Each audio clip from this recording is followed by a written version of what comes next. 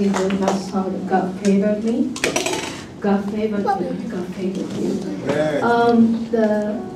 The end of last year, the beginning of this year, about 3 months, I could not sing. Can you believe that?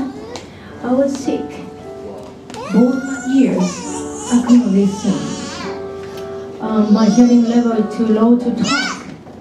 By phone, I cannot talk to anybody, just only for the face-to-face.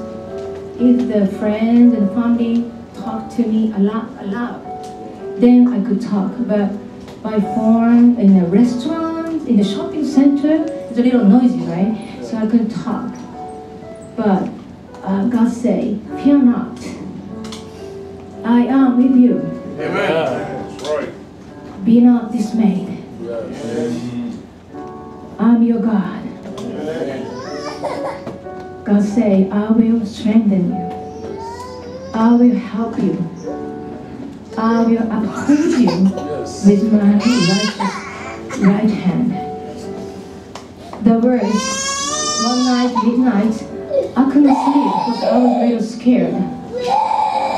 When my hearing level back, the doctor said, this time is very worse. So it's difficult. But I believe God. So now I can sing, I can praise God.